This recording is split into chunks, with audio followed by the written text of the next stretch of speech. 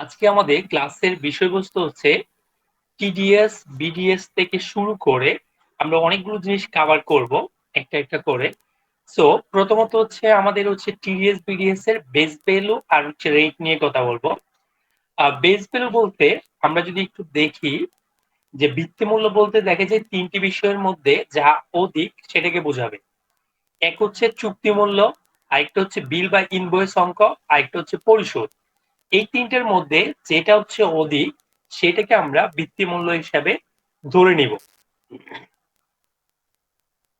কারণ আমরা যখন টিডিএস এবং বিডিএস ক্যালকুলেশন করতে যাব তখন হচ্ছে আমাদের ভিত্তিমূল্যটা জানা খুব বেশি গুরুত্বপূর্ণ। কারণ এটা ছাড়া আমরা টিডিএস বিডিএস এর ক্যালকুলেশনটা পারফেক্ট ওয়েতে করতে পারবো না। এখন who will deduct VAT and tax from bill বা উইথহোল্ডিং এন্টিটি, কারা ডিডাক্ট করবে? আমরা জানি একটা লিস্ট দেওয়া আছে, যেমন এসআরও যদি দেখি ব্যাটের একটা আগের যে এসআরওটা আছে 182 নাম্বার এসআরও, ট্যাক্সেরও দেখা যায় একটা এসআরও থাকে, মানে দুইজনের ভ্যাট এবং ট্যাক্স দুইটারই দুইটা এসআরও থাকে, যেখানে হচ্ছে উচ্ছে কর্তন আর উচ্ছে মূসক কর্তন এই জিনিসগুলো হচ্ছে স্পেসিফাই করা হয়। তো কারা কারা উচ্ছে কর্তন করবে এটা মোটামুটি টিডিএস এবং বিডিএস এর জন্য সেম এন্টিটি, যেমন পাবলিক লিমিটেড কোম্পানি, সরকারি কোম্পানি, তারপর ব্যাংক, বীমা, তারপর হচ্ছে পার্সন যারা হচ্ছে 10 কোটি টাকার উপরে টার্নওভার আছে, hotel, resort, private public partnership, এরকম অনেকগুলো প্রতিষ্ঠান হচ্ছে আমাদের উচ্ছে কর কর্তন করে। এটা কিভাবে হয়? যখন আমরা কোনো মানে আমরা কোনো সাপ্লাইজ দেই তখন কোনো ক্ষেত্রে আমাদের ট্যাক্স কাটতে হয়, কোনো ক্ষেত্রে দেখা যায় ভ্যাট কাটতে হয়, কোনো ক্ষেত্রে দেখা যায় ট্যাক্স ভ্যাট দুইটাই আমাদের কাটতে হয়। স্পেশালি আমাদের ট্যাক্স কাট মানে ট্যাক্সটা অবশ্যই কাটতে হয় বিলে, যদি না এক্সাম্পশন থাকে। তারপর এটা হচ্ছে একটা গুরুত্বপূর্ণ যে আমরা প্র্যাকটিসে কয় ধরনের বিল দেখি। এই প্র্যাকটিসে দেখা যায় আমরা 4 ধরনের বিল দেখি। যারা হচ্ছে ভ্যাট ট্যাক্স নিয়ে কাজ করেন তারা অবশ্যই দেখবেন যে বিল হচ্ছে ইনক্লুসিভ ভ্যাট এন্ড ট্যাক্স। এটা হচ্ছে সবচেয়ে ভালো ভ্যাট, মানে ভালো একটা বিল যেখানে হচ্ছে ভ্যাট ট্যাক্স এর কমপ্লায়েন্স আছে। আরেকটা হচ্ছে bill exclusive VAT inclusive tax. ও বলতেছে ভ্যাট ধরা যাবে না কিন্তু ট্যাক্স ধরতে পারবে, মানে ট্যাক্স কে কনসিডারেশন নিতে পারবো। 3 নাম্বার বলছে বিল এক্সক্লুসিভ ভ্যাট এবং ট্যাক্স। এই বলতেছে ট্যাক্সও মানবে না, ভ্যাটও মানবে না, কোনোটাই মানবে না। লাস্টে হচ্ছে bill inclusive VAT and exclusive tax. These types of conflicted bill found rarely. এটা হয় না। মানে আমরা যারা কাজ করি সেখানে কমন যে জিনিসটা ফেস করি একটা হচ্ছে ইনক্লুডিং আর একটা হচ্ছে এক্সক্লুডিং। যখন আমরা ভ্যাট ট্যাক্স হচ্ছে ইনক্লুডিং থাকে তখন এটাকে আমরা কমপ্লায়েন্স বলি, আর যখন হচ্ছে ইনক্লুডিং থাকে না তখন হচ্ছে আমরা এটাকে নন কমপ্লায়েন্স বলি। যখন নন কমপ্লায়েন্স এর কথা আসে তখন হচ্ছে প্রশ্ন আসে যে এটাকে আমরা কমপ্লায়েন্স করলে ট্যাক্স এবং ভ্যাট এর বার্ডেনটা কে নিবে? ওই ধরনের যারা সাপ্লায়ার্স মানে ভ্যাট ট্যাক্স এর ধারে মানে মানতে চায় না, তাদের ক্ষেত্রে দেখা যায় কোম্পানি কমপ্লায়েন্স করার জন্য ভ্যাট ট্যাক্স দিয়ে দিতে হয়। কারণ এটা হয় ও যদি না দেয়, ভ্যাটে বলতেছে যারা আপনার এই জিনিসগুলো মানবে না তার থেকে আপনি পারচেজই করবেন না। ট্যাক্স এবং ভ্যাট দুইটাই কন্ট্রাডিক্ট কথা বলতেছে যে পারচেজই করা যাবে না। সো আমাদের কিন্তু রিয়াল ফিল্ডে আমাদের পারচেজ করতে হয় বিভিন্ন কারণে। এই কারণে আমরা এই 4টা বিলের যে বিলটা হবে এক একটা বিলের কন্ডিশন হচ্ছে এক একভাবে আমরা ট্রিটমেন্ট করব। 1 নাম্বারটা যদি আমরা দেখি যে এটা বলছে ইনক্লুসিভ বিল, মানে ট্যাক্স ভ্যাট ইনক্লুসিভ। স্বাভাবিকভাবে এটা যদি বিলের একটা অ্যামাউন্ট হয় supply goods product or service 1,10,000, তাহলে এটার মধ্যে ইনক্লুডিং ট্যাক্স এর ভ্যাট সহ হচ্ছে আমার 1,10,000 টাকা। এখন আমাকে প্রথমত আমাকে ভ্যাট এর পোর্শনটা বাদ দিতে হবে। ভ্যাট এর পোর্শনটা আমরা কিভাবে বাদ দেই? যখন আমাকে কোনো বিল ইনক্লুসিভ বলতেছে তখন হচ্ছে আমাকে ভ্যাট সহ বিল বোঝাচ্ছে। আমাকে দেখতে হবে এটার ভ্যাট কত পার্সেন্ট। যদি ভ্যাট এখানে আমরা ধরলাম যে সাপ্লায়ার্স এর উপর ভ্যাট হচ্ছে 10%, তাহলে দেখা যায় আমাকে যে 1,10,000 টাকা বলছে এটা হচ্ছে 110%, মানে ভ্যাট সহ হচ্ছে 110%। তাই এটাকে আমার 110 দিয়ে ভাগ আর 10 দিয়ে গুণ দিলে আমি দেখা যায় ভ্যাটের পোর্শনটা পাবো। কারণ ভ্যাটের পোর্শনটা প্রথমে পাওয়ার পর এটা বাদ দিয়ে তারপর হচ্ছে আমাকে ট্যাক্স ক্যালকুলেশন করতে হবে। সো আমি এটা কি করলাম, ভ্যাটের পোর্শনটা বাদ দিলাম, বাদ দেওয়ার পর 1 লাখ টাকা পাইছে আমার বেস ভ্যালু। এই বেস ভ্যালুটা উপর হচ্ছে আমাকে 5%, যেহেতু সাপ্লায়ার্স এর টিডিএস হচ্ছে 89 এ 5% হচ্ছে 5,000 টাকা। তার মানে এই বিলটাতে পেমেন্ট করবো আমরা কত? 1 লাখ টাকা থেকে 5,000, মানে আমরা পেমেন্ট করতে হচ্ছে 95,000। তাহলে এখন প্রশ্ন হইতে পারে বাকি যে 15,000 টাকা এটা আসলে কি হবে? এই বাকি 15,000 টাকা আমাদের এক হচ্ছে টিডিএস এর চালান দিতে হবে তাকে 5,000 টাকা, আর ভ্যাট এর 6.6 এবং মূসক যেটা হচ্ছে আমরা এ চালান দিই এটা দিতে হবে 10,000 টাকা। তার মানে ওই ব্যক্তি থেকে আমরা নিজেরা ভ্যাট এবং ট্যাক্স দুইটাই উইথড্র করে সরকারকে জমা দিব। এটা ক্লিয়ার?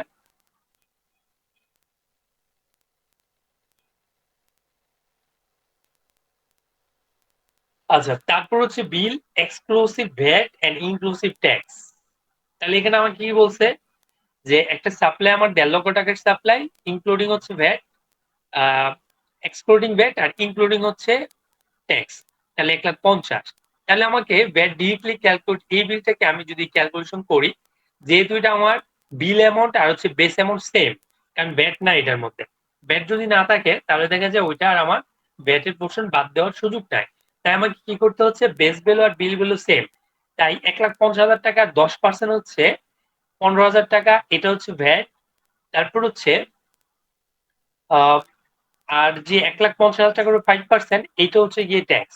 তাহলে এই বিলটা আমার হয়ে যাচ্ছে হচ্ছে 15,000 টাকা এক্সট্রা হয়ে যাচ্ছে। যেমন আমাকে হচ্ছে 15,000 টাকা হচ্ছে আমার কি ভ্যাট, তারপর এটার উপর 5% যত টাকা আসছে 7,500 টাকা, সেটা হচ্ছে গিয়ে আমার জন্য ট্যাক্স। তাহলে আমার 1,42,500 টাকা এটা হচ্ছে আমার খরচ হচ্ছে এক্সট্রা। যদি এখানে আমাকে বলছে ব্যাটের পোর্শনটা মানে ও ব্যাটটা দিবে না, সেই হিসেবে দেখা যায় ওর থেকে আমরা 7,500 টাকা টিডিএস কাটতে পারবো, সে যেহেতু ট্যাক্সটা দিবে। তাহলে আমি ওকে পেমেন্ট করতেছি 1,42,500। তাহলে এই 7,500 টাকার জন্য স্ক্রিন দেখতে পাচ্ছি না। বুঝি না, আবার বলেন।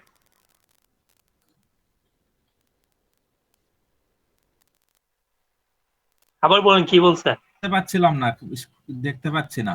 এটা কি আমার এখানেই সমস্যা নাকি? বললাম দেখা যে যাচ্ছে স্ক্রিন তো, দেখতে পাচ্ছি না। বুঝছি, স্ক্রিন দেখা যাচ্ছে, আপনি আবার বের হয়ে ঢুকেন।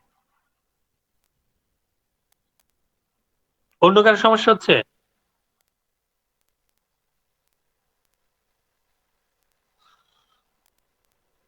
না, ঠিক আছে, কোনো সমস্যা নেই।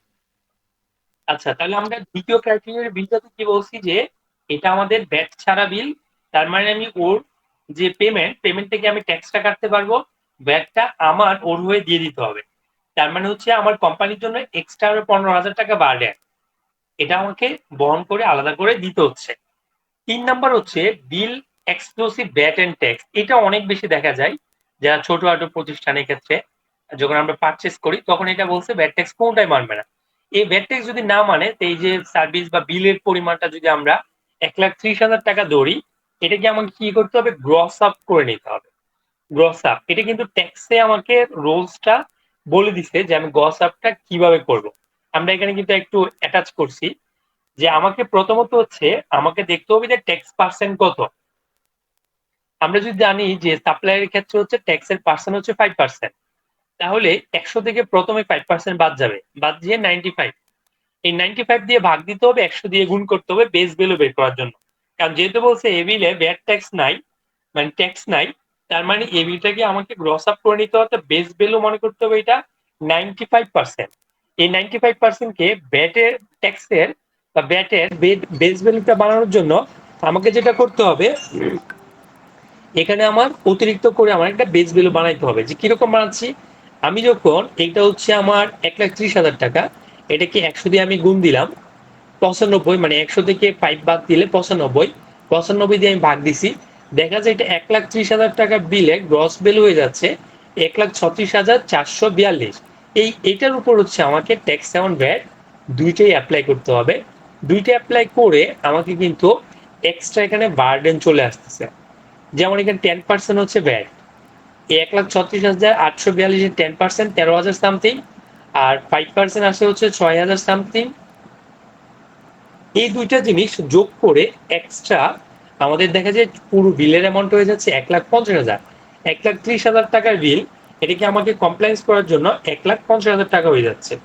এটা যেটা অনেকে হয় সাপ্লাই চেনে যে কাজটা করে, ওনারা এসে বলতেছে যে মালটা আমি পারচেস করতে পারছি 1,30,000 টাকা, কিন্তু আমরা ট্যাক্সে যারা আছি, ভ্যাটে যারা আছি, তারা এটা কখনোই মেনে নিব না যে এটা পারচেস বেলো হচ্ছে 1,30,000, কারণ এর সাথে ভ্যাট অ্যান্ড ট্যাক্সের ইস্যু কিন্তু চলে আসতেছে। অ্যাকচুয়ালি কোম্পানির কস্ট হচ্ছে 1,50,526 টাকা চলে আসতেছে। বুঝতে পারছেন?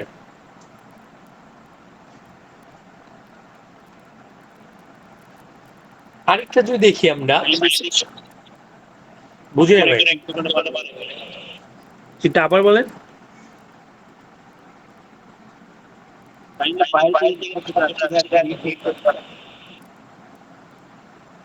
কেউ বুঝছেন ওনার কথা?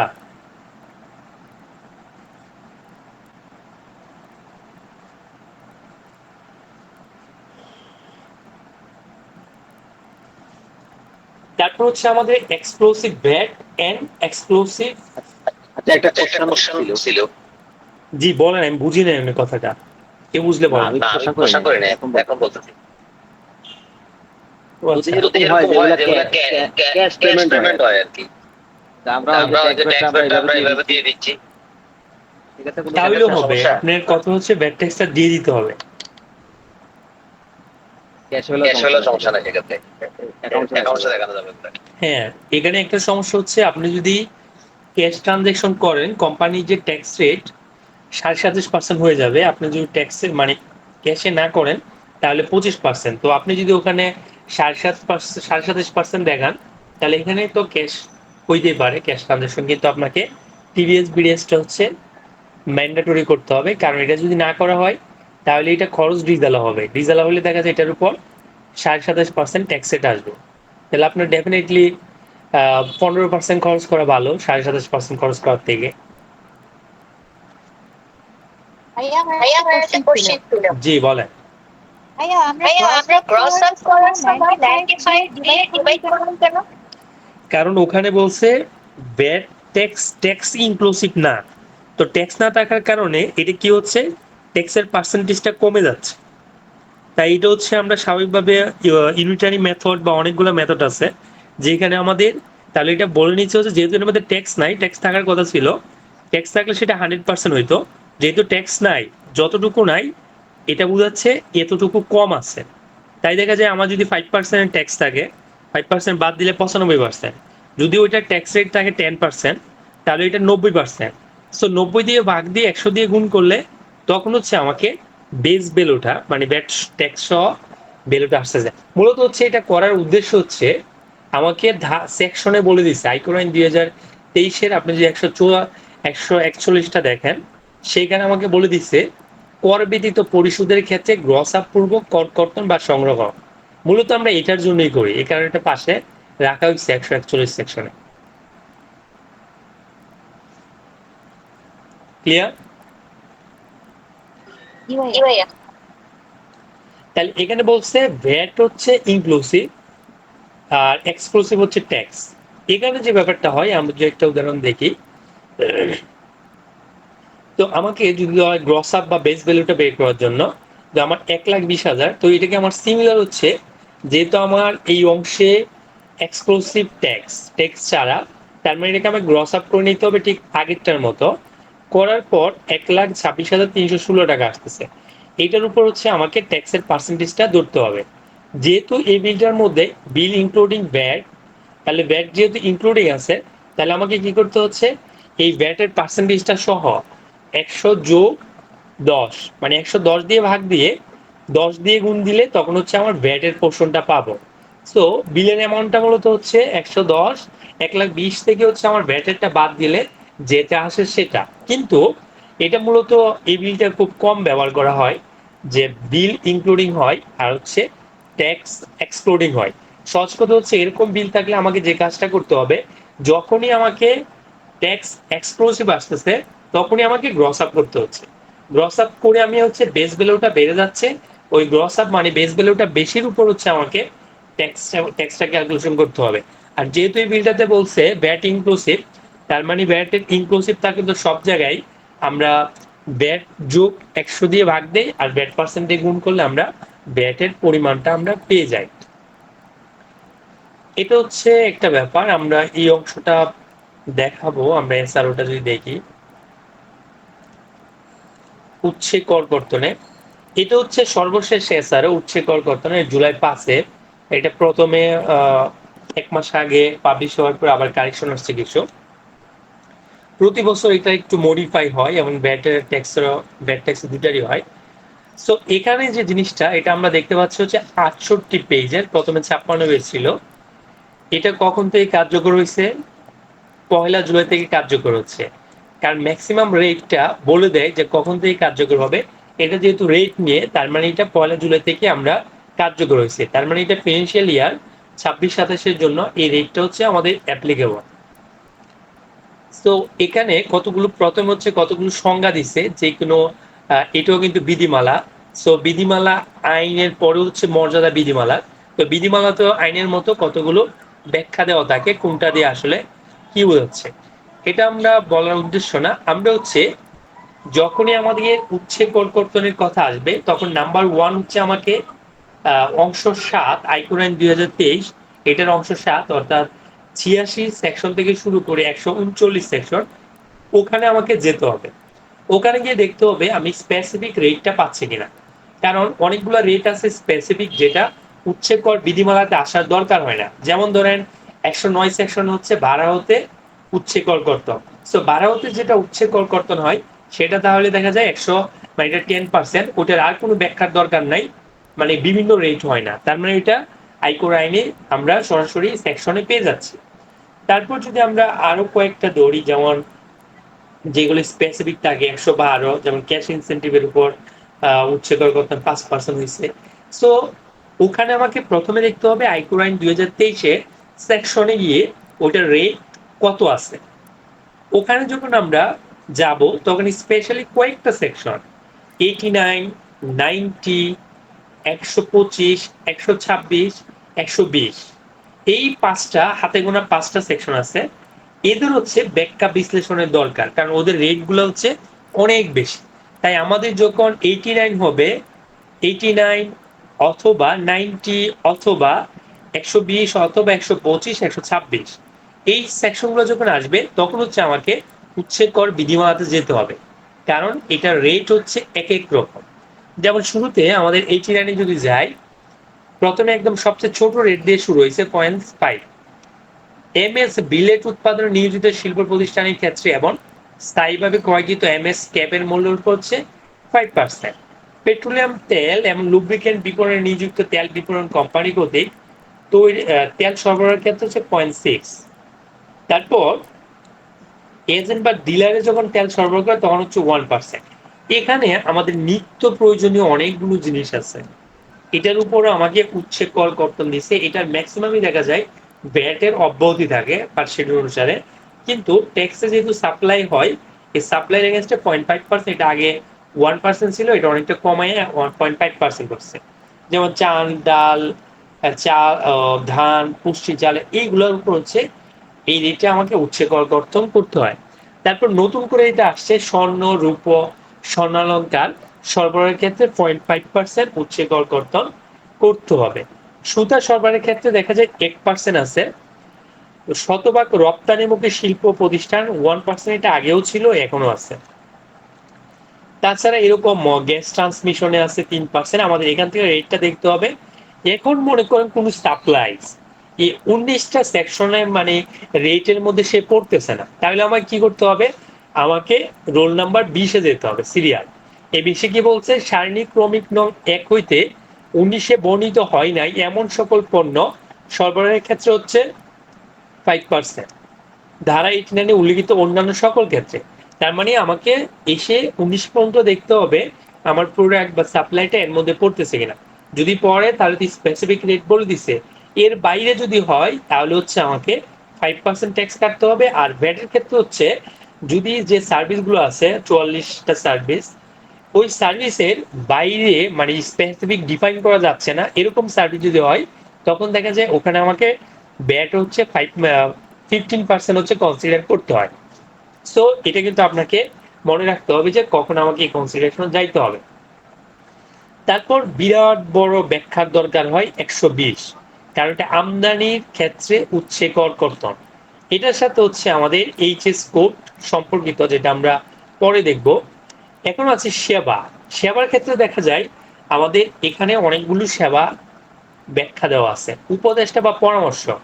সেখানে বলছে স্বাভাবিক ব্যক্তির ক্ষেত্রে 15%, স্বাভাবিক ব্যক্তি ব্যতীত অন্য কোনো ব্যক্তির ক্ষেত্রে হচ্ছে 7.5%। এটা জিনিসটা কিভাবে হয়েছে, যেমন ধরেন আমরা যদি কোনো উপদেষ্টা বা পরামর্শ সার্ভিস নেই কোনো একক ব্যক্তি থেকে, যারা ফার্ম না, কোম্পানি না, এরকম প্রতিষ্ঠান থেকে যদি আমরা নেই, তখন হচ্ছে আমাকে 15% টিডিএস কাটতে হবে। আর যদি দেখা যায় কোনো ফার্ম থেকে, সেটা অডিট ফার্ম থেকে সেবা নিতে পারি, কনসালটেন্সি ফার্ম থেকে সেবা নিতে পারি, তখন হচ্ছে উচ্ছে করের পরিমাণ হবে 7.5%। তেমনি পেশাদার সেবা ফি এর ক্ষেত্রেও সিমিলার। তারপরে এগুলোর উপর স্পেশালি ক্লিনিং, ব্যক্তিগত নিরাপত্তা, জনবহন, ক্রিয়েটিভ মিডিয়া, প্রিন্ট ও ইলেকট্রনিক মিডিয়া এজেন্সির ক্ষেত্রে এদেরকে দুইটা শর্ত দিচ্ছে। একটা হচ্ছে কমিশন যদি ওরা নেয়, কমিশনের উপর 10%, আরেকটা হচ্ছে মুড বিলের উপর 1%। আগে যেটা ছিল কমিশন অথবা মুড বিল, এই দুইটার উপর যেটা বেশি সেটা দিতে হইতো, এখন মানে উল্লেখ করে দিছে যদি কমিশন বেসিস হয় তাহলে 10% করতে হবে, আর মুড বিলের হলে 1% করতে হবে। তেমন এখানে ক্যাটারিং, জনসংযোগ, তাদেরও মুড বিলের উপর 2% করে দিচ্ছে। তারপর মিটিং ফি, ট্রেনিং ফি, সম্মানী, এদের উপর 20%। তারপর মোবাইল নেটওয়ার্ক অপারেটর প্রতি প্রদত্ত সেবার উপর 10%, এটা আগে 12% ছিল। ক্রেডিট ট্রেডিং এর উপর 10%। পরিবহন সেবা, গাড়ি ভাড়া, এরকম হচ্ছে 2%। এটা দেখা যায় এই সবগুলো, যেমন ইন্টারনেট সেবার উপর 5%, বিদ্যুৎ সঞ্চালন নিমিত্ত হুইলিং চার্জ বাবদ হচ্ছে 3%। সো এখানে এসে আমরা 90-তে এসে সব ধরনের সেবা পাবো 18 পর্যন্ত। এই 18-র মধ্যে যদি আমাদের কোনো সেবা না পাই 18 থেকে, তাহলে আমাকে এর উপর হচ্ছে 10% হচ্ছে ট্যাক্স কাটতে হবে, মানে সেবার ক্ষেত্রে। এটা গেল অনিবাসী আয়ুতে উচ্ছে কর কর্তন। অনিবাসীর জন্য একটাই সেকশন আছে, 119। এই সেকশন হচ্ছে যদি কোনো অনিবাসী থেকে আমরা ট্যাক্স কাটি, তাহলে দেখা যায় ওর থেকে আমি সর্বোচ্চ রেটে কিন্তু ট্যাক্স কাটতে হবে। সিমিলার ওর দিকে তো সার্ভিস, ওইটা ম্যাক্সিমাম হচ্ছে 20%-এর সার্ভিসের হিসাবে আমাদের দেখতে, ম্যাক্সিমাম 20%। তারপর দেখা যায় সেকশন 125 হচ্ছে যেহেতু সম্পত্তি হস্তান্তরিত কর সংগ্রহ, এটা বিভিন্ন জায়গা ভেদে, যেমন মৌজা, বিভিন্ন মৌজা ভেদে, দলিল মূল্যবে বিভিন্ন ক্রাইটেরিয়াতে হচ্ছে এখানে ট্যাক্সের হচ্ছে একটা রেট হচ্ছে ভেরি করে। তাই এটা হচ্ছে ডিটেলস দরকার হয় আমাদের, যখন স্পেসিফিক দরকার হবে তখন আমাকে জায়গা ধরে ধরে এটা খুঁজে বের করতে হবে যে কোনটার জন্য কত রেট হচ্ছে আমার কনসিডারেশন করতে হচ্ছে। তারপরে 126 রিয়েল এস্টেট বা ভূমি উন্নয়নকারীর নিকট হতে কর সংগ্রহ। এটাও সেম মৌজা অনুসারে আগেরটার মতো যে দুটি সম্পদে। এখন আসি আমদানিকারকের নিকট হতে কর সংগ্রহ 120। এটা যেহেতু কাস্টমের সাথে রেলিভেন্ট, তাই দেখা যায় এখানে হচ্ছে এইচএস কোড অনুসারে ডিফারেন্ট ভাবে হয়। যেমন প্রথমে বলছে সারণী এ কে দেখা যায় ট্যাক্সের পরিমাণ হচ্ছে 0। এগুলো দেখা যায় ম্যাক্সিমাম নিত্য প্রয়োজনীয় জিনিস, যার উপর হচ্ছে ট্যাক্সের পরিমাণ 0 থাকতে পারে। সো এটাও আমাদের এইচএস কোড অনুসারে আমরা দেখে নিব, বা আমরা স্পেসিফিক কি আমদানি করি। এটা যেটা আমদানি করলে বিলো এন্ট্রি হয়, ওখানে কিন্তু স্পেসিফিক ভ্যাট ট্যাক্স লেখা থাকে। আর এটার জন্য মূলত আমরা ফলো করি হচ্ছে ট্যারিফ। ট্যারিফ একটা বই থাকে বিরাট বড়, মোটামুটি যত পণ্য আছে সবগুলো হচ্ছে ট্যারিফ মূল্য অনুসারে, ওখানে টিটিআই অনুসারে টোটাল ট্যাক্স ইনসিডেন্ট আমরা ওখানে ট্যাক্স কত, কাস্টম কত, ভ্যাট কত, ওইটা কিন্তু আইডেন্টিফাই করি। কারণ এখান থেকে যদি আমরা কাটতে পারবো না, আমরা দেখা যায় আমাদের পক্ষ হয়ে কাস্টমই আমাদের উচ্ছে কর কর্তন করবে, মানে এআইটি হিসাবে কনসিডার হবে। এটাই কিন্তু এত বেশি যে আমরা বলে শেষ করতে পারবো না। এখন আসি উচ্ছে কর কর্তনের জমাদানির সময়সীমা পদ্ধতি, আমরা কখন জমা দিব। সো আমাকে যেটা বলছে যে জুলাই থেকে মে মাস পর্যন্ত আমরা যখনই কাটবো পরবর্তী মাসে 2 সপ্তাহের মধ্যে জমা দিব।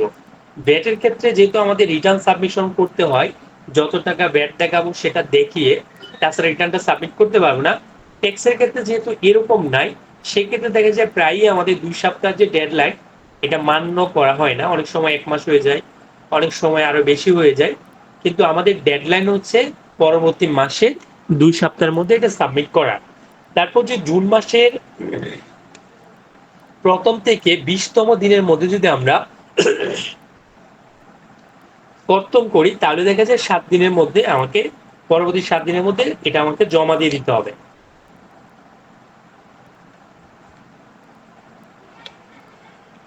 তারপর অর্থ বছরের জুন মাসে অন্যান্য যে কোনো দিন, তাহলে যেদিন কর্তন করবো সেই দিন, আর লাস্ট যেটা জুন মাসের শেষ কর্ম দিবসে কর্তন বা সংগ্রহের ক্ষেত্রে কর্তন বা সংগ্রহের দিন। এই জিনিসটা নিয়ে ইন প্র্যাকটিক্যালি আমাদের কাছে একটা ধোঁয়াশা হয় বা ঝামেলা হয়।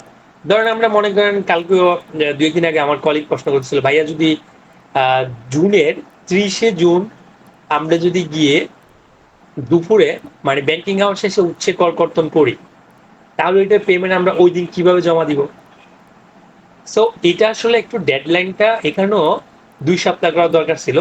এনবিআর চাইছে যে ফিনান্সিয়াল ইয়ার এটার মধ্যেই জমা দিয়ে দিতে, কিন্তু আমরা লাস্টে দেখা যায় এটা জমা দেওয়া যায় না। সেই কারণে স্পেশালি যখন স্যালারিটার কথাই বলেন, আমরা যে স্যালারিটা পাই তখন পরবর্তী মাসে গিয়ে, তো পরবর্তী মাসে গিয়ে আগে তো আমাকে স্যালারি দিতে হবে, তারপর না আমি উচ্ছে কর্তন করবো।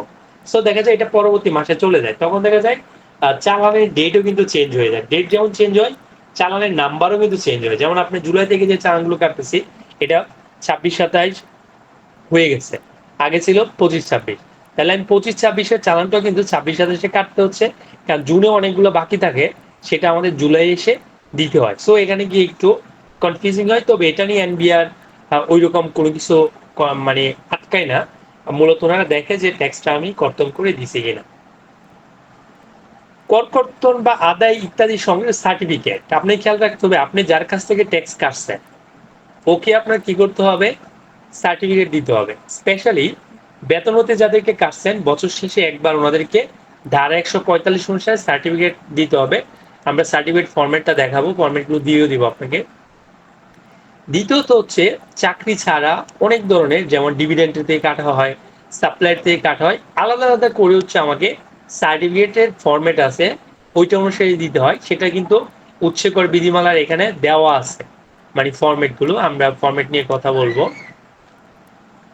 সো ওনারা যেটা বলছে, যেই মাসে কর্তন সম্পন্ন করা হয়েছে তৎপরবর্তী মাসে 2 সপ্তাহের মধ্যে অথবা যে ব্যক্তি হইতে কর্তন বা সংগ্রহ করা হয়েছে তার কর দায় নিষ্পন্ন করিতে উপযোগী হয় এরূপ সময়ের মধ্যে কর্তন বা সংগ্রহ সংক্রান্ত সনদ প্রদান করতে হবে। এটা কিন্তু একটা ভালো কথা বলছে, যে আমাকে বলে দিছে এক হচ্ছে 2 সপ্তাহের মধ্যে অথবা ওই ব্যক্তির কর দায় নিষ্পন্ন হয়ে উপযোগী। যেমন ধরেন আমরা জুলাই পর্যন্ত স্যালারিতে টিডিএস কাটছি, জুন পর্যন্ত আমরা ওনার রিটার্ন সাবমিট দিয়ে এখন আর্লি করতে হবে, সেই হিসাবে জুলাই আগস্ট সেপ্টেম্বরে কিন্তু আমরা সার্টিফিকেটটা দিতে পারি, আগে অনেক পরেও দেওয়া যেত।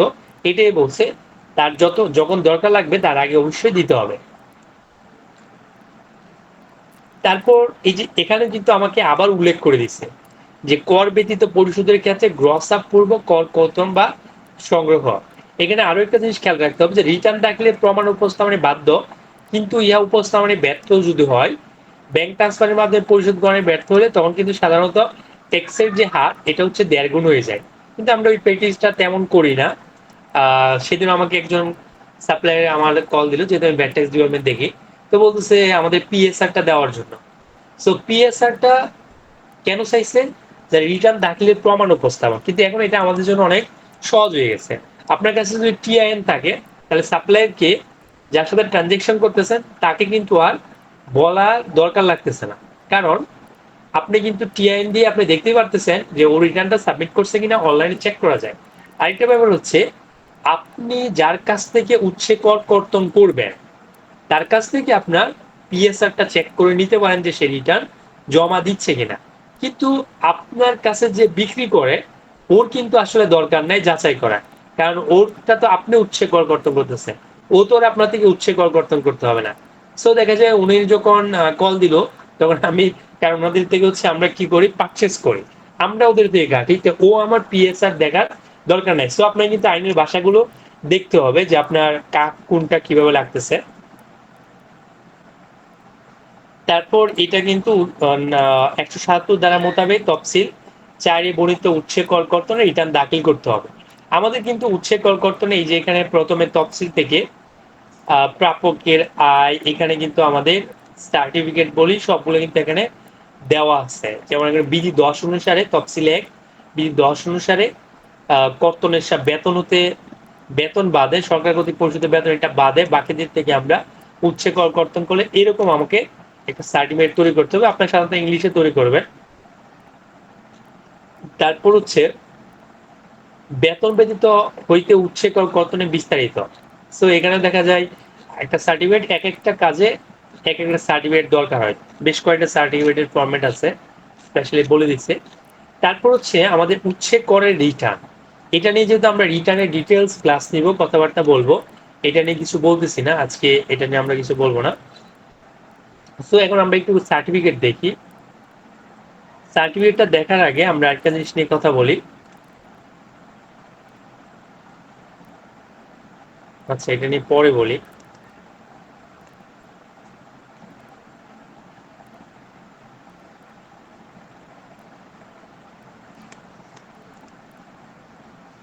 বলেই ফেলি শুরুতে। এখন হচ্ছে আমরা স্যালারি হতে উৎসে কর্তনটা কিভাবে করব, কিভাবে সার্টিফিকেট ইস্যু করব, এগুলো নিয়ে হচ্ছে এখন আমরা আলোচনা করব।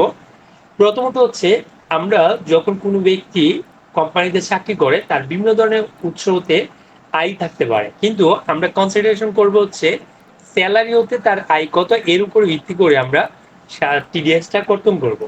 ইভেন আমরা যখন টিডিএসটা কর্তন করব তখন আমরা সাধারণত হচ্ছে ও রেয়ারটা কনসিডারেশন করব কত, সেটা হচ্ছে 3% কনসিডার করব। আমরা কিন্তু ইনভেস্টমেন্টের আরো যে দুইটা ক্রাইটেরিয়া অর্থাৎ 10%, 7.5 লাখ, এটা আমরা কনসিডারেশনে যাব না। আমরা কনসিডারেশন যাব হচ্ছে ওনার স্যালারি হতে নেট ট্যাক্সেবল ইনকাম যত টাকা থাকবে তার 3% রেয়াত বাদ দিব। এটা বাদ দিয়েও আমাদের আরো কয়েকটা জিনিসের ব্যাপার আছে। এবার যেহেতু আমাদের রিটার্নের বিভিন্ন অ্যাঙ্গেলে সাবমিট করা যাবে, মানে 4টা স্ল্যাবে সাবমিট করা যাবে। এখন আপনার কাছে প্রশ্ন হইতে পারে যে আমরা আসলে কোন স্ল্যাবে গিয়ে রিটার্নটা সাবমিট করব। আমাকে অবশ্যই ধরতে হবে সে শুধু রেয়াত নিবে না, আমাকে এই পোর্শনের সুবিধাটাও উনি নিবে। তাই আমাকে কি করতে হবে, রেয়াতও বাদ দিতে হবে। বাদ দেওয়ার পর আমাকে কিন্তু ওনার ওই যে স্ল্যাবের সুবিধাটা পাচ্ছে, এই স্ল্যাবের সুবিধাটা বাদ দিয়ে ট্যাক্সটা কিন্তু কনসিডার করতে হবে। কারণ উনি যদি রিটার্নটা আর্লি সাবমিট করে উনি কিন্তু এই রেয়ারটা সর্বোচ্চ 25,000 টাকা নিতে পারে। এখন যদি আমরা এটা কনসিডার না করে টিডিএস কাটা শুরু করি তাহলে যেটা হবে ওনার থেকে বেশি টিডিএস কাটা হবে, সরকারের কাছ থেকে উনি বড় পাবে। তো আমরা একটু বলি কিভাবে করতে হবে। আমরা যেহেতু এখানে অনেকগুলো হেডের ইনকাম, আমরা কোনোটাই দেখাচ্ছি না, দেখাচ্ছি ওনার স্যালারি হতে ধরলাম গ্রস ইনকাম হচ্ছে 20 লাখ টাকা। তাহলে আমরা জানি স্যালারি থেকে যে গ্রস ইনকাম 20 লাখ টাকা হয় তার দেখা যায় থার্ড শিডিউল মানে 6 শিডিউল অনুসারে পার্ট 1-এর 1/3 অথবা 5 লক্ষ টাকা যেটা হয়, এটা কম যেটা সেটা বাদ যাবে। বাদ যাওয়ার পর ওনার দেখা যায় ট্যাক্সেবল ইনকাম আসতেছে কত, 15 লাখ টাকা। এই 15 লাখ টাকার উপর ভিত্তি করে আমরা ট্যাক্স ক্যালকুলেশন করব। আমরা যেহেতু এটা লাগবে না আমি এটা বাদ দিলাম। এই 15 লাখ টাকা হচ্ছে আমার ট্যাক্সের ক্যালকুলেশন করলাম। করার পর আমরা যেহেতু ধরলাম হচ্ছে প্রথমে যেহেতু 4 লাখ টাকা উপর শূন্য, তারপর হচ্ছে 3 লাখ টাকার উপর 10%, 4 লাখ টাকার 15, এভাবে হচ্ছে 4 লাখ টাকা, পরবর্তী 4 লাখ 20, তারপর 20 লাখ টাকার উপর হচ্ছে 25%, রেস্ট অ্যামাউন্টের উপর হচ্ছে 30%। তাই মূলত ওনার দেখা যায় এটা ক্যালকুলেশন করলে 1,70,000 টাকা ওনার ট্যাক্স আসছে। এখন আমরা কনসিডারেশনে যাব উনি কত টাকা রেয়াত পাবে। রেয়াতের ক্ষেত্রে যেহেতু আমরা আদার্স ইনফরমেশন গুলো আমার কাছে অ্যাভেলেবেল না, আমি ধরলাম যে ওনার কত টাকা ইনভেস্টমেন্ট আমি জানি না, তাই আমি এখানে কি দিলাম 0, কারণ ওটা আমার জানার দরকার নাই। তাহলে আমি যখন এই ক্রাইটেরিয়াতে যাচ্ছি যে 15 লাখ টাকার উপর 3% হচ্ছে 45,000 টাকা, এই 45,000 টাকা ওনার ট্যাক্সেবল ইনকাম যত টাকা আছে সেটা থেকে আমরা বাদ যাব। সো এখানে আমার কনসিডারেশন নিতে হবে এই 3%, এই 45,000 টাকা যেটা আছে এটা আমরা কনসিডারেশন নিব। নেওয়ার পর দেখলাম ওনার ট্যাক্স লাইবিলিটি আসছে 1,25,000। সাধারণত আমরা আগে যে কাজটা করতাম এই 1,25,000-কে ভাগ দিতাম কত দিয়ে, ওটাকে আমরা ভাগ দিতাম 1,25,000-কে 12 দিয়ে ভাগ দিতাম। ভাগ দেওয়ার পর যত টাকা আসলো মান্থলি এটা আমরা ডিডাকশন করতাম, কিন্তু এখন আমাদের কাজ আরো বাড়ছে। কাজ যেহেতু আমাদের বাড়ছে, এটা আমাদের কনসিডারেশনে কিভাবে আসছে,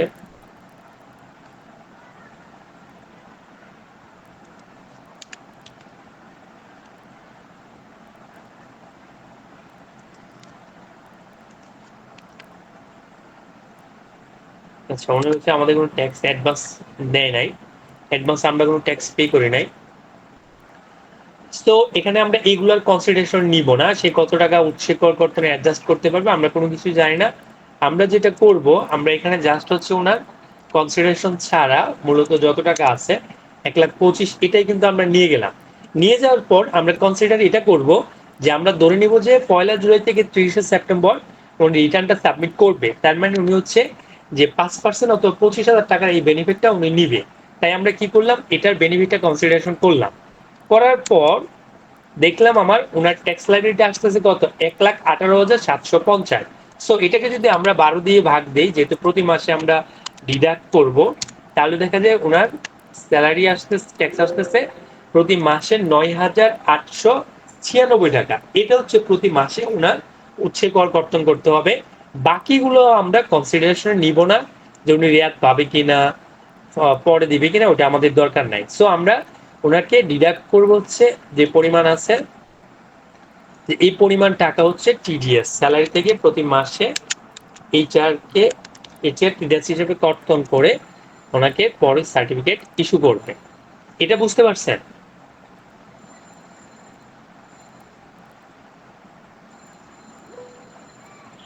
জি বলেন। এটা কি একজনে বলেন। আমি বলি তাহলে। আচ্ছা 3% টাকার কথা বললেন, মানে ইনভেস্টমেন্ট রিবেট হিসাবে। পরে যদি 25,000 তার ইনভেস্ট না থাকে কোনো সমস্যা নাই, যত টাকা না থাকলে তোমাকে ট্যাক্স বেশি পরিশোধ করবে, কারণ বয়স শেষে তো উনি অ্যাডজাস্ট করবেই। না এনবিআর থেকে আমাদের উপর কোনো ইয়ে আছে কিনা? না না, কোনো কিছুই হবে না, কারণ আপনি জানেন না সে যদি ইনভেস্টমেন্ট করুক বা না করে তার ব্যাপার, কিন্তু আমাকে এই কারণেই স্যালারির উপর বলছে এভারেজ রেটে অ্যাপ্লাই করার জন্য, আমাকে স্পেসিফিক রেট বলে নাই।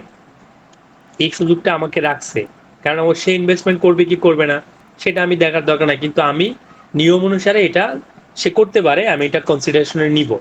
যেমন এটা সে মন চাইছে আমি এখানে রিটার্ন সাবমিট করবো না, ওই ওখানে গিয়ে সাবমিট করবে লাস্টে 30 জুন, তাহলে দেখা যায় সে এত টাকা আরো ফাইন দিতে হবে। সো সেটাও আমি কনসিডারেশন নিব না, কারণ সে ফাইন দিবে কে দিবে না এটাও আমি জানি না। আমাদের পুরো প্রসেসটা হচ্ছে এরকম করে আপনারা স্যালারি থেকে ট্যাক্স ক্যালকুলেশন করে টিডিএস ডিডাকশন করবেন। সেটা তো বুঝতে পারছি। অনেক সময় আমাদের যে অ্যাসেসমেন্টের সময় বা একটু 47 আসলে ওরা ঠিক করে, তো ওরা এটা অ্যালাউ করবে 500% করবে, কারণ এইগুলো ভাই বহুত অ্যাসেসমেন্ট বহুত কিছু করে আপনাদের সামনে কথা বলতেছি, মানে H2B কর্পোরেট যে ক্লাস সবগুলা প্র্যাকটিক্যাল কথাবার্তা, থিওরিটিক্যাল না। হ্যাঁ ডেফিনেটলি এগুলা বড় বড় অ্যাসেসমেন্ট ইনশাল্লাহ করার সৌভাগ্য হয়েছে, করেই দেখছি, এটা কোনো ইস্যু না। কিন্তু আপনি না কাটলে আপনি ধরা খাবেন, তাহলে এটা আপনার জায়েজ থেকে জান বেড়ে যাবে। জি বলেন। আমার স্যালারি আমার বছরের শুরুতে ছিল একরকম, ডিসেম্বরে আসার পর তার ইনক্রিমেন্ট হইছে। রিভাইজ করে বলবেন, রিভাইজ করবেন, নতুন করে অ্যাসেস করব। হ্যাঁ প্রথমে 6 মাসের জন্য একটা অ্যাসেসমেন্ট যেটা ছিল এটা তো হইছেই, পরে আবার রিভাইজ করে বলবেন। আমার এটা তো অনেক বড় কোম্পানি থেকে বলা হয় না, দেখতেছি বছরের শুরুতে এটা করা হয়েছে, এটা দিই না বড় কোম্পানি করে না এটা বলবো না, কারণ আমরা যারা কমপ্লায়েন্স মেনটেন করি এটা অবশ্যই করে। ইভেন আমাদের দেখা যায় প্রতি মাসে মাসে চেঞ্জ হয়, কেউ যদি চলে গেল, কেউ দেখা যায় উনি আবার দেখা যায় কোনো কিছু ডিডাকশনে গেল, স্যালারি কমে গেল, অনেক মানে প্রতি মাসে মাসে অনেকে অ্যাডজাস্ট করা, মাসে রিভাইজ করব। তো দেখা যায় মানে আপনার আরো স্মার্ট এইচআর হলে দেখা যায় এটা প্রতি মাসে মাসে দেখা যায় ওটা অ্যাডজাস্ট করে নেবে।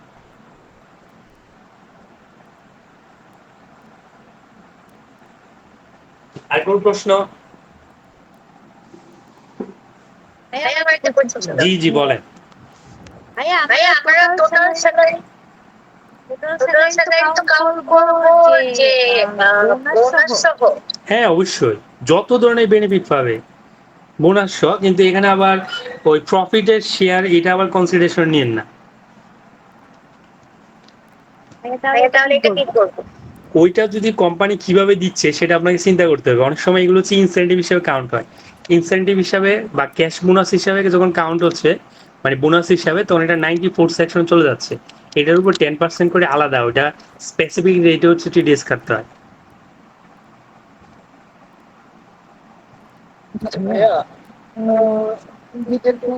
একটু জোরে বলেন ভাইয়া, কথা আমি মানে একটু জোরে বলেন। হ্যাঁ, আমি বলতেছিলাম যে পার মান্থে 8,000 আসছে। তো এটা তো একজন এমপ্লয়িকে যখন দেওয়া হয় তখন তো কত করে বুঝলাম না আসলে আপনার কথাটা। বলছি, এটা এস্টিমেটের সময় দেখা যাচ্ছে বাকি পোর্শনটা দিয়ে দেয়।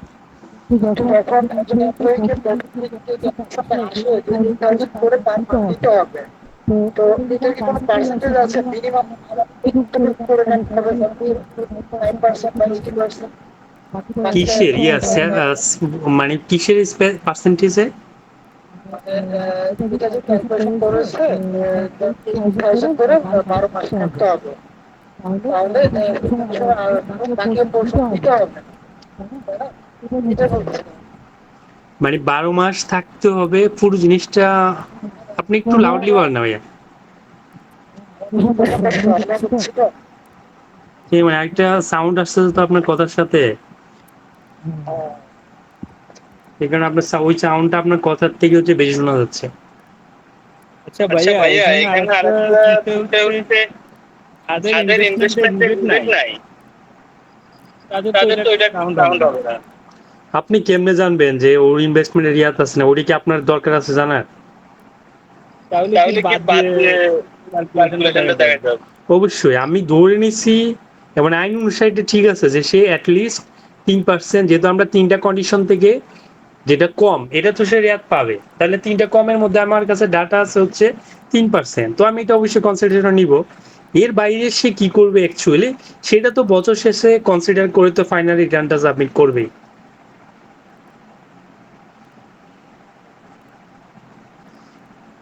আপনার কথাটা যে আগের জন প্রশ্নটা বুঝি নাই ভাইয়া, যদি আপনার স্পেসিফিক প্রশ্ন ক্লিয়ার নয় গ্রুপে টেক্সট দিয়ে আমি রিপ্লাই করে দিব। আর কারো প্রশ্ন? আচ্ছা ভাই, ডাইরেক্টর রেমুনারেশনের ক্ষেত্রেও কি গ্রস স্যালারির মতোই? হ্যাঁ, ডাইরেক্টর রিমিউনারেশন এখন হয়ে গেছে, স্যালারি হয়ে গেছে। আর ডিরেক্টর মানে যাদেরকে স্যালারি দেয়, এমডি যারা আছে, তো ওরা স্যালারি হিসেবে কাউন্ট হয়ে ওই এরকমই হবে। ভাইয়া একটা প্রশ্ন, হ্যাঁ বলেন। ভাইয়া মানে অ্যাকাউন্টেন্ট হিসেবে আমি থাকি, বাট আমি যখন ইনভেস্টমেন্ট করব তখন তো আমার তো ট্যাক্সটা কমে আসবে যদি আমি ট্যাক্স রিটার্ন করি। ট্যাক্সটা কমে আসবে, কিন্তু এর থেকে তো আর কমবে না, কারণ আপনি রেয়াত তো এই 3% থেকে বেশি পাবেন না। রিয়াদ কিন্তু আপনি যেহেতু 3টা থেকে কম, এর থেকে বেশি যত ইনভেস্টমেন্ট করেন আপনি তো 3% বেশি আর পাবেন না।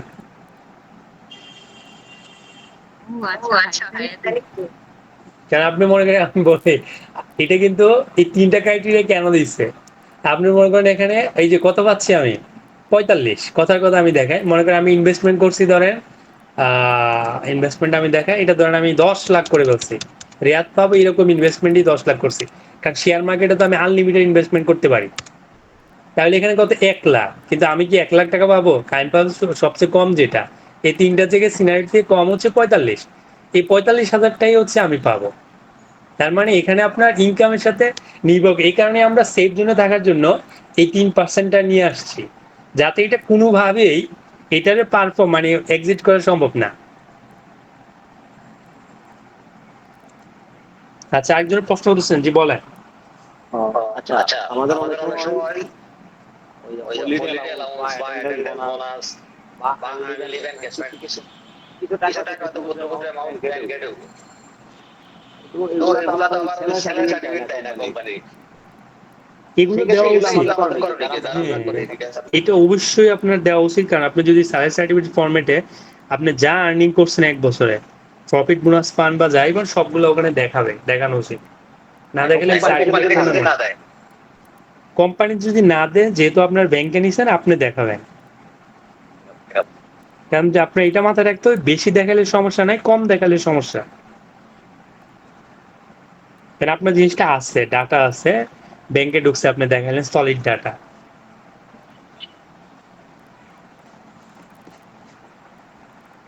আচ্ছা, আর কোনো প্রশ্ন না থাকলে আমি একটু সার্টিফিকেটটা দেখাবো। এটা হচ্ছে আমাদের একটা সার্টিফিকেট ফরম্যাট, কিন্তু যে কোনো রকম হইতে পারে। এটা আমরা ব্রেকডাউন হচ্ছে দেখব, আমাদের যে সার্টিফিকেটের ব্রেকডাউন, আমরা তো অনেকগুলো ব্রেকডাউন দেখছি। মূল জিনিসটা আমার থাকতে হবে। যেমন আমরা এখানে একটু প্রথমে আমি কি রাখলাম, কিছু বেসিক ইনফরমেশন দিচ্ছি, যাতে ও যে কোম্পানির এমপ্লয়ি সেটা বোঝা যায়। তারপর এখানে ওনার স্যালারির ব্রেকডাউনটা দিচ্ছে, যে কোনটা কত টাকা স্যালারি পাচ্ছে। পেয়ে দেখা যায় কথার কথা উনি এত টাকা স্যালারি এক মাসে হচ্ছে উনি স্যালারি মোটামুটি এটা পাইলো। আমরা জাস্ট হচ্ছে এখানে ফরম্যাটটা দেখানোর জন্য দেখানো। তারপর যদি আমরা এখানে যদি দেখি, কারণ এখানে একটা জিনিস আছে হচ্ছে যে বোনাস, আমি কিন্তু এখানে 12 দিয়ে গুণ দিয়ে দিচ্ছি। তার মানে দেখা যায় এখানে 12 দিয়ে গুণ করলে বোনাস কিন্তু 12টা হয়ে গেছে।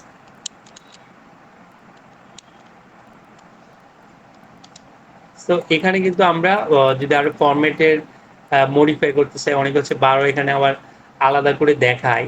যে এখানে যদি আমি এই জিনিসটাকে, যেহেতু আসছে, আমি একটু ব্রেকডাউন করি।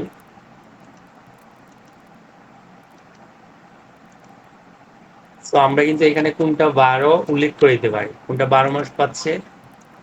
তারপর আদার অ্যালাউন্স, কন্ট্রিবিউশন, এটা 12টা হচ্ছে, এটা ধরেন 2টা হচ্ছে। সো এখানে আমরা কিন্তু এই দুটো গুণ করলে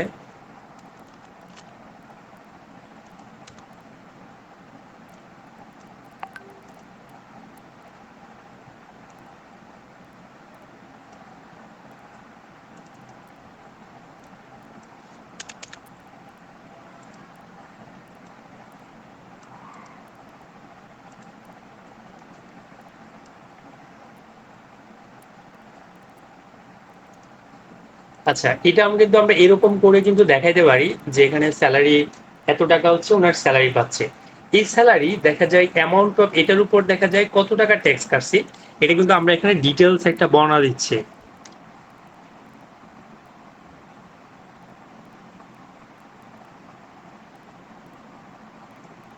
আচ্ছা, একজন প্রশ্ন করছে হচ্ছে এক মানে একজনের ক্যালকুলেশন করে 1,25,000 আসছে, সেটা প্রতি মাসে দেখা যায় 10,416 টাকা কাটছে। এখন এমপ্লয়ি যদি না মানে, সেটা কাটতে গেলে এমপ্লয়িরা যদি না মানে, তাহলে কিছু বলে কিছু লেস কাটতে, তখন সেটার কতটুকু কাটা যাবে। আপনি অবশ্যই পুরোটা কাটবেন, ওর মানা না মানা কোনো ব্যাপার নাই, কারণ এটা আইনে বলছে। আপনি যদি না মানে না কাটেন, তাহলে আপনার বলবেন যে ঠিক আছে ভাই, আপনার থেকে কাটবো না, আপনার যত টাকা কাটবো না এর উপর হচ্ছে আমাকে 27.5% ট্যাক্স দিতে হবে। তাহলে 27.5% হিসাব করে কোম্পানিকে দিয়ে দেন, তাহলে আপনার টাকা কাটবো না। সহজ কথা। তাহলে দেখবেন উনি কি বলে। মানে আমার কাছে মজার কিন্তু রিপ্লাইটা এটাই, ঠিক আছে আপনি বললেন আমি 5 লাখের উপর কাটলাম না, তাই 5 লাখের উপর 27% কত, এটা আমি কেটে বাকিটা আপনাকে পেমেন্ট করি, ওইটা কোম্পানির জন্য রাখি, কারণ কোম্পানি তো ফাইনালি ওই ট্যাক্সটা দিতে হবে। সো দেখবেন তাহলে উনি বুঝে যাবে। আচ্ছা, অ্যামাউন্ট হচ্ছে এখানে 2 লাখ কত টাকা ডিডাক্ট করছি, অ্যামাউন্ট কোথায় জমা দিচ্ছি, এটা কিন্তু ভালো করে উল্লেখ করতে হবে। যেমন আমরা টোটাল এত টাকা ওই ব্যক্তি থেকে কাটছি, সেটা এই সার্কেলে জমা দিচ্ছি। সো আমাদের যেটা হয়, আমরা এক চালানে অনেকগুলো মানুষের টাকা জমা দিই, তখন আমাদের যেটা কি করতে হয়, সেটা হচ্ছে আমাদের স্পেসিফিকলি চালান নাম্বার দিতে হয়, চালান ডেট দিতে হয়, ব্যাংক নেম দিতে হয়, তারপর হচ্ছে চালানে কত টাকা ছিল, এই ব্যক্তি কত টাকা পাবে, এটা কনসিডারেশন করে এই যে 2,40,000 টাকা, 13 লাখ টাকা আমি জমা দিচ্ছি আমার টোটাল এমপ্লয়ির জন্য, কিন্তু সে পাচ্ছে 2,40,000 টাকা। এর জন্যই মূলত সার্টিফিকেটটা দরকার, যে আসলে কে কতটুকু পাচ্ছে। তারপরে এখানে সাইন, সিল সাইন দিয়ে দিবে, এটা হচ্ছে একটা দলিল হিসেবে ব্যবহার করা হবে যে সে আসলে কত কাটছে। আমরা যখন ই রিটার্নে যাব, তখন দেখা যায় এরকম চালান ধরে ধরে আমরা ইম্পোর্ট গুলো দিব, দেওয়ার পর আমার পোর্শন কত এটা কিন্তু আমি উল্লেখ করে দিব। সো এটা হচ্ছে স্যালারির জন্য। এখন আমরা আরো একটা সার্টিফিকেট ইউজ করি, সেটা হচ্ছে সাপ্লায়ার্স। এটাও আমরা মানে ইউজ করি। আমার কাছে এই সার্টিফিকেটটা অনেক জটিল মনে হয়। এখানে দেখেন প্রথম হচ্ছে নেম অফ দ্য পে, যাকে আমি টাকা পয়সা দিচ্ছি তার নাম লিখতে হচ্ছে, তার অ্যাড্রেস লিখতে হচ্ছে, তার অ্যাড্রেস লেখার পর তারপর হচ্ছে আমাকে লিখতে হচ্ছে তার কি টিন আছে কিনা। যদি টিন থাকে তাহলে সেটা আমাকে উল্লেখ করতে হচ্ছে। তারপর আমার টিন নাম্বার লিখতে হচ্ছে। তারপর হচ্ছে আমার পেমেন্ট কত কত তারিখ থেকে দিচ্ছি সেটা উল্লেখ করতে হচ্ছে। তারপর যেটা কঠিন কাজ, যে particular of the payment, making payment and the deduction tax. এখানে বলছে ডেট অফ ডিডাকশন, আমি কখন কাটছি। তারপর হচ্ছে এটার ডেসক্রিপশন, তারপর কোন সেকশনে কাটছি, কত টাকা আমি তার পেমেন্ট করছি, কত টাকা ট্যাক্স কাটছি। তার মানে আমাদের এই হিসাবটা করা, যেমন একজন সাপ্লায়ারের কাছে হয়তো আমরা 100 বার ট্রানজেকশন করছি, এই 100টা ট্রানজেকশনটা নিয়ে আসা মানে এই সার্টিফিকেটগুলো তৈরি করা অনেক কঠিন। এই কারণে দেখা যায় সাপ্লায়ার্সের ম্যাক্সিমাম হচ্ছে আমরা চালানটাই ব্যবহার করি। সার্টিফিকেটটা থেকে হচ্ছে আমরা চালানের গুরুত্বটা বেশি দেই, কারণ এটা অনেক সময় কঠিন হয়ে যায় করা। কিন্তু আমার চালান থাকলে কিন্তু আমরা এমনি ক্রেডিট নিতে পারবো, ওইটা কোনো ইস্যু নাই। তারপর ওই অংশের পরে এখানে আমাকে চালান ডিটেলসটা দিতে হচ্ছে। আপনি চিন্তা করেন, আপনাকে দিলে 100টা সাপ্লায়ার যদি থাকে, আর যদি প্রতিটা থেকে যদি আপনি ট্রানজেকশন 100টা করে করেন, তাহলে এই সার্টিফিকেটটা যদি বানাইতে দেয় তাহলে আপনার কতদিন লাগবে, মানে খুব বাজে অবস্থা হয়ে যাবে। সো স্পেশালি আমরা এই কাজটা করি অনেক সময়, যে আমরা শুধু এই যে চালানগুলো দিয়ে দিই, তারপর ওনারা ওইটা দিয়ে ক্রেডিট নিতে পারে। কারণ এখানে চালান নাম্বার, তারপর challan date, challan number, bank number, total amount in challan, amount relating to the certificate, remarks. তারপর এটাকে আবার কথায় লিখতে হয়, কত টাকা ডিডাক্ট করছি সেটা কিন্তু আমাকে কথায় লিখতে হচ্ছে।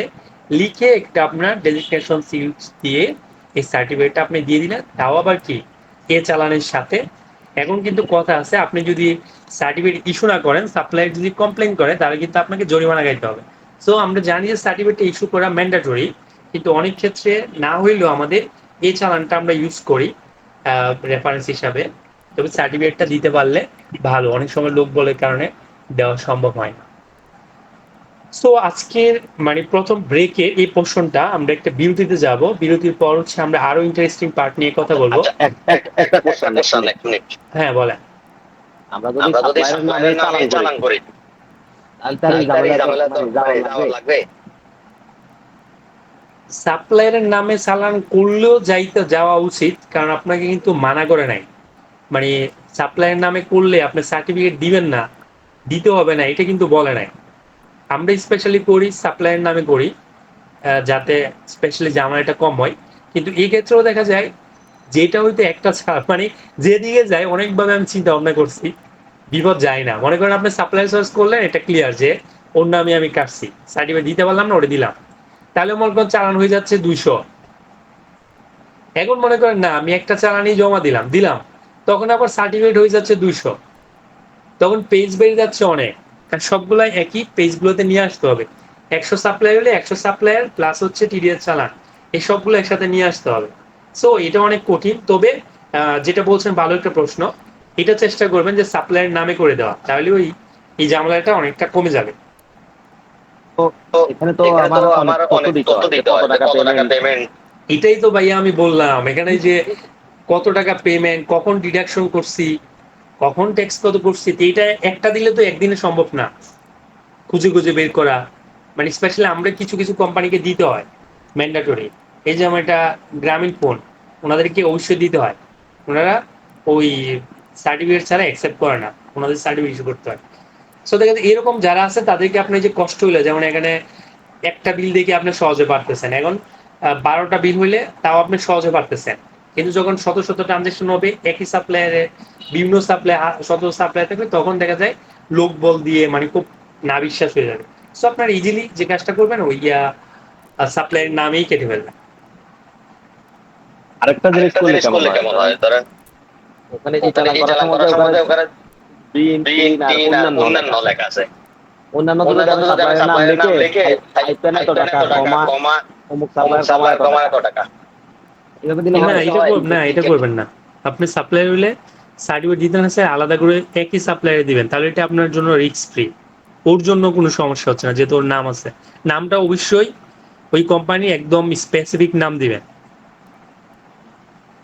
না মানে অন্যান্য মধ্যে ওখানে তো একটা ব্ল্যাঙ্ক নিজে লেখা যায়, ওখানে তো 3-4টা সাপ্লায়ার নাম লিখে দেয়, এই সাপ্লায়ার খাইবেন এত টাকা, এই সাপ্লায়ার খাইবেন এত টাকা, এক্ষেত্রে কোনো মানে সমস্যা হবে তাহলে এটা না, আপনার এভাবে করা একটা যাবে। যে এখানে একটা কনফিডেন্সিয়ালি নষ্ট হচ্ছে না, আপনি যখন সেম চালানটা 5 জনকে দিচ্ছেন, ও আপনার জেনে যাচ্ছে, মানে আমার মতে বিজনেস পলিসি আপনি কার থেকে পারচেজ করতেছেন, তো এই ইনফরমেশনটা তো আমার মতে এটা হাইড রাখা উচিত। কম্পিটিটরটাও জেনে যাচ্ছে আপনি কার থেকে, ও আবার ওর সাথে বিভিন্ন সাথে, মানে আমার কাছে মনে হয় এটা করা উচিত না। বুঝতে পারছেন? জি। আচ্ছা, আরেকটা প্রশ্ন আমাকে গ্রুপে করছে, আমাদের গ্রুপে ব্যাচ 7 এ উনি ভাইয়া বলতেছে, এমপ্লয়ি ট্যাক্সেবল ইনকাম হওয়ার পর যদি কোম্পানি বা প্রতিষ্ঠান টিডিএস না কাটে তাহলে কোম্পানির উপর কি ইফেক্ট পড়বে এবং সেকশন কত অনুযায়ী? এটা আমি আগেও বলে বলছি যে কোম্পানি শুধু এমপ্লয়ি না, সাপ্লায়ার্স বা যে কারো কাছ থেকে টিডিএস যদি না কাটে তাহলে নাম্বার 1 হচ্ছে 55 সেকশন অনুসারে এটা ডিসঅ্যালাউ হবে। তো যখন 55 সেকশন অনুসারে এটা ডিসঅ্যালাউ হবে তখন হচ্ছে এটা কনসিডারেশন যাবে 56। খেয়াল করেন 56 হচ্ছে বিশেষ ব্যবসায়ী ইনকাম। ওইটাতে যখন কনসিডার হবে আপনার ব্যবসা লাভ করুক বা লস করুক, ওই পোর্শনের জন্য আলাদা করে আপনার কোম্পানি ট্যাক্স রেট অনুসারে 27.5% ট্যাক্স দিতেই হবে। স্যালারির ক্ষেত্রে আরও একটা জিনিস ম্যান্ডেটরি, স্যালারি অবশ্যই আপনাকে ব্যাংকে দিতে হবে। যদি টিডিএস কাটছেন কিন্তু ব্যাংকে দেন নাই তাহলে কিন্তু কমপ্লায়েন্স ওকে হয় নাই, এটার জন্য কিন্তু আপনি সমস্যায় পড়তে পারেন। সো এটা দুইটা কমপ্লায়েন্স, এক হচ্ছে ব্যাংকে দিতে হবে, দ্বিতীয়ত হচ্ছে টিডিএস কাটতে হবে। না কাটলেই যেটা বললাম যত টাকা কাটেন নাই ওটার উপর মানে 56 সেকশন 56-এ 27.5% ট্যাক্স হয়ে যাবে।